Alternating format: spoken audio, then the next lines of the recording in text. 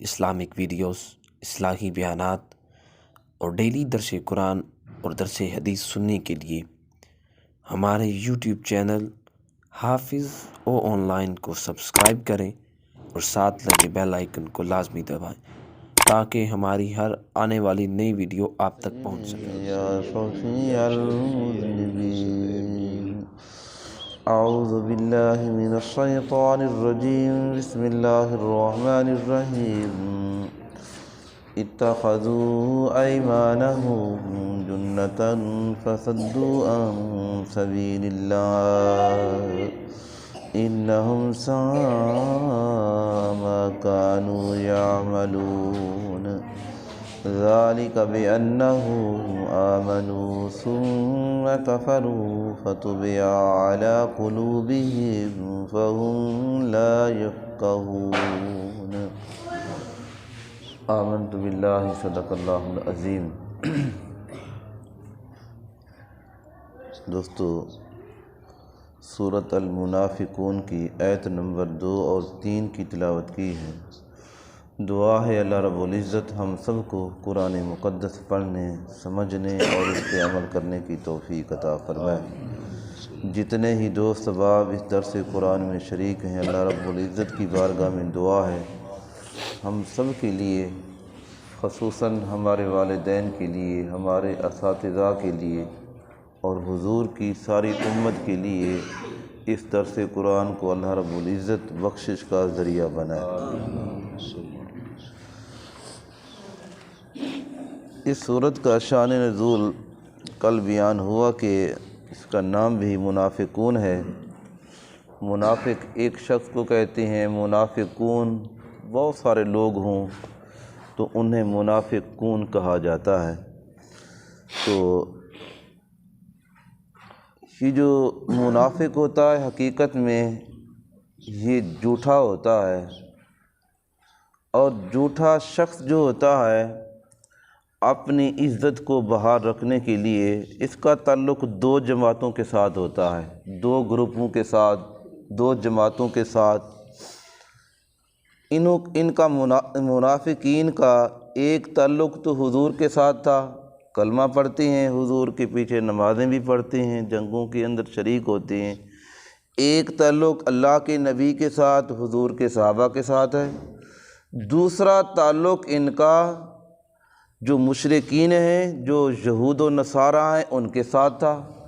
اب یہ دونوں تعلق اپنے برقرار رکھنا چاہتے تھے، تو پھر جب حضور علیہ الصلوۃ والسلام کی بارگاہ میں آتے تو اللہ کے نبی بتاتے بھی تمہارا وہاں کیا تعلق تھا، تو پھر کہتے کہ نہیں ہم تو قسم اٹھاتے ہیں، اللہ کی قسم ہے ہم آپ کے ساتھ ہیں۔ تو یہ لوگ قسموں کو ڈھال بناتے ہیں اور اس سے دنیاوی فائدہ اٹھاتے ہیں، اور جھوٹا شخص ہمیشہ قسمیں اٹھاتا ہے تاکہ یہ لوگ میرے اوپر اعتبار کر لیں۔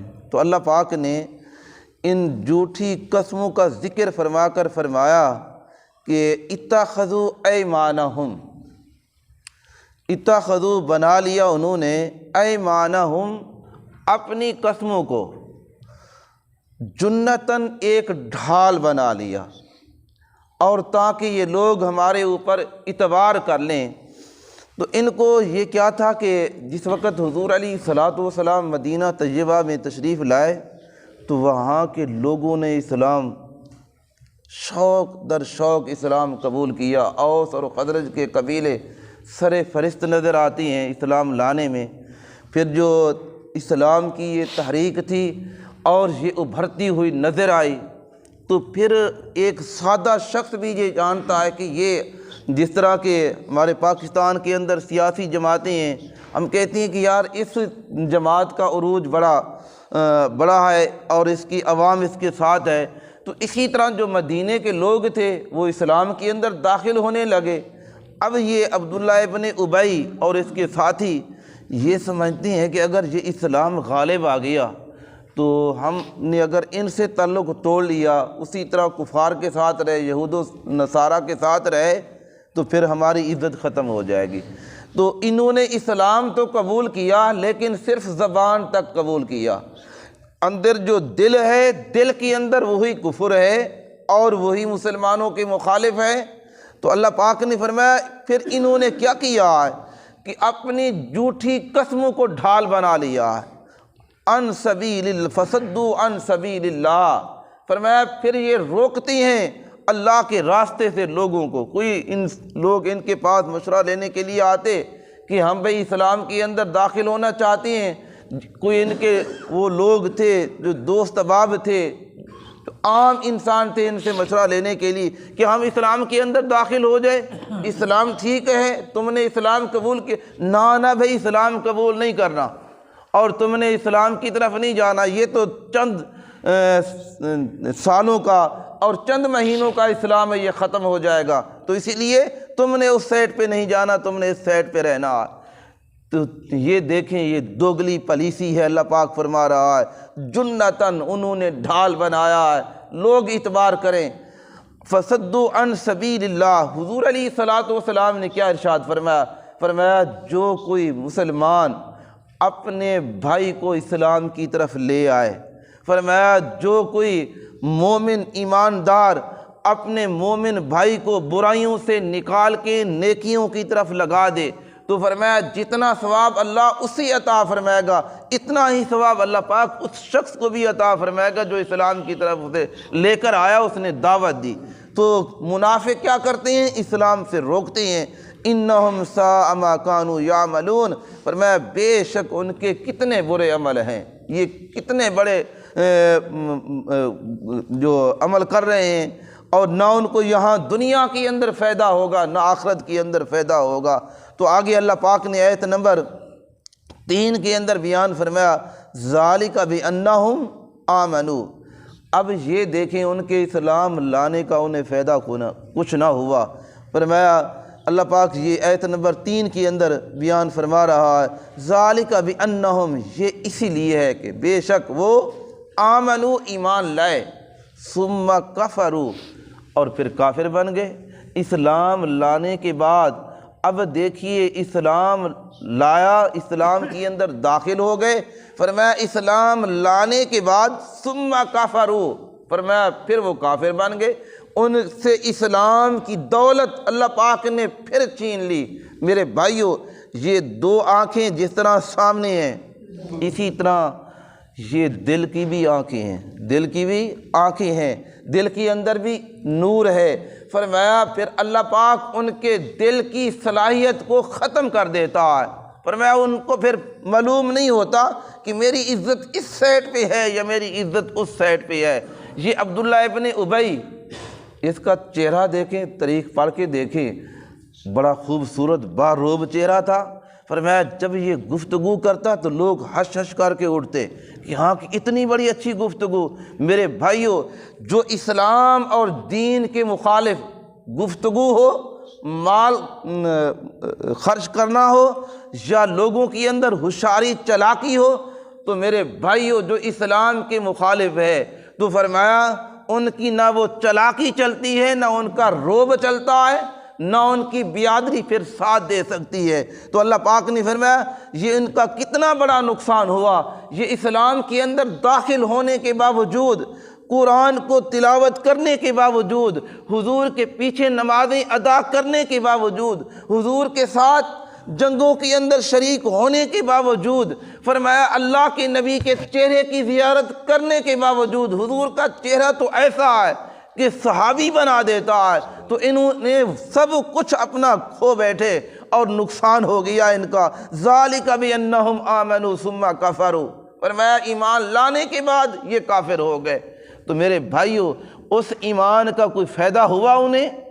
اچھا آپ ظاہری طور پہ دیکھیں تو سب کچھ اسلام کے مطابق ہے، ظاہری طور پہ دیکھیں وہ زکاتیں بھی دیتے ہیں، ظاہری طور پہ دیکھیں تو وہ نمازیں بھی ادا کرتے ہیں، ظاہری طور پہ دیکھیں تو حضور کے پیچھے جمعے بھی ادا کرتے ہیں، ظاہری طور پہ دیکھیں تو مسجد نبوی کے اندر اللہ کے نبی کے صحابہ کے اجتماع کے اندر بیٹھتے ہیں، لیکن کچھ فائدہ نہ ہوا۔ میرے بھائیوں اگر وہ دور اور آج کے دور اس کو ہم مناسبت سے دیکھیں، اللہ کے نبی کا زمانہ اور حضور علیہ الصلوۃ والسلام کے صحابہ کا زمانہ اور اس کے اندر فائدہ کچھ نہ ہوا، تو اس دور کے اندر اگر کوئی آدمی منافقت کرتا ہے، چاہے وہ نمازیں پڑھتا رہے، چاہے وہ قرآن کی تلاوت کرتا رہے، چاہے وہ تہجد کی نمازیں ادا کرتا رہے، ذکر اذکار کی محفلوں کے اندر شریک ہو، اگر دل کی کھیتی خراب ہے تو سب کچھ خراب ہو گیا، اور دل کو ٹھیک نہیں کیا تو سب کچھ محنت کرنے کے باوجود اسے کچھ حاصل نہ ہوا۔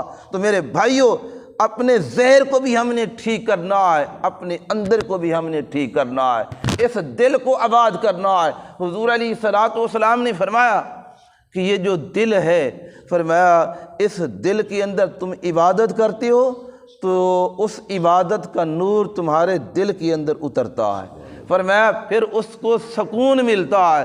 یاد رکھ لیں، اگر قرآن کی تلاوت سے اسے سکون نہ ہو اور ذکر اذکار سے کسی آدمی کو سکون میسر نہ ہو اور اللہ کی نمازیں ادا کرنے کے باوجود اسے سکون نہ ملے، تو اپنا علاج کرے کہ میں کہاں کھڑا ہوں، میں ان نفاق والے منافقوں کے ساتھ کھڑا ہوں، تو مجھے توبہ کرنی چاہیے اور مجھے اپنے آپ کو ٹھیک کرنا چاہیے۔ تو اللہ پاک نے فرمایا ثم کفروا، پھر وہ کافر ہوئے، فرمایا فطبع علی قلوبہم، یہ اللہ کی پھٹکار ہے، عذاب ہے اللہ کا۔ فطبع، اللہ پاک فرما رہا ہے پھر مہر لگا دی، علی قلوبہم، ان کے دلوں کے اوپر، علی قلوبہم، اللہ نے مہر لگا دی۔ اب وہ مہر کون سی ہے کہ نیک احکام، شریعت کی احکام، قرآن کی تلاوت اور نیکی کی صلاحیت، فرمایا اللہ ان سے کھو لیتا ہے، واپس لے لیتا ہے۔ فرمایا فطبع علی قلوبہم، یہ نہیں کہ ان کی آنکھوں کے اوپر اللہ پاک نے پٹی باندھ دی، ان کے دلوں کے اوپر ایک مہر نظر آتی ہے کہ ہاں کہ اس کے دل کے اوپر مہر لگائی ہے، ان کے وہ کرتوت نظر آتی ہیں کہ یہ ان کے کرتوت ایسے ہیں، ان کے کام ایسے ہیں، ان کے فعل ایسے ہیں کہ یہ دین سے دور ہوتے جا رہے ہیں۔ فرمایا وہ دین انہیں فائدہ نہیں پہنچا رہا جس دین کو انہوں نے حاصل کیا تھا۔ فرمایا فطبع علی قلوبہم، بس مہر لگا دی ان کے دلوں کے اوپر، فہم لا یفقہون، فرمایا پھر وہ نیکی اور برائی کو سمجھنے کی صلاحیت نہیں رکھتے۔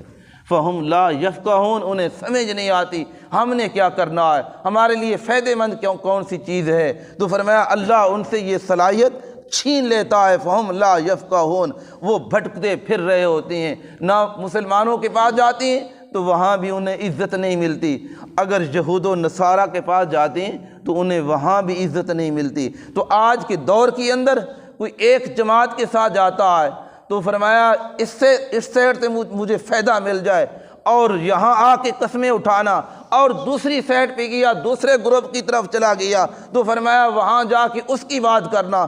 تو یہ وہ دور ہے جو حضور علیہ الصلوۃ والسلام کے زمانہ اقدس کے اندر تھا۔ میرے بھائیوں، ہمیں اپنے آپ کو ٹھیک کرنا چاہیے، اپنے دل کو آباد کرنا چاہیے، اپنی زبان کو کنٹرول کرنا چاہیے کہ میری زبان کوئی ایسا جملہ تو نہیں بول رہی اور جس سے دوسروں کو تکلیف پہنچے، میرا ایسا فعل۔ حضور علیہ الصلوۃ والسلام نے فرمایا کہ جب تم نماز کے اندر آؤ تو کلائیاں نہ پھیلاؤ، دوسرے کو تکلیف نہ ہو، نماز کے اندر کریں، حالانکہ زبان کے ساتھ آپ کچھ نہیں کر رہے اور نہ آپ کی زبان اس گالی گلوچ نہیں کر رہی ہے۔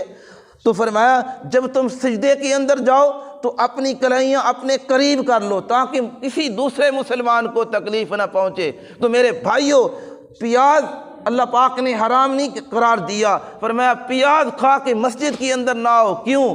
اس کی جو سمیل ہے، اس کی بو ہے، دوسرے مسلمان نمازی کو تکلیف نہ پہنچے۔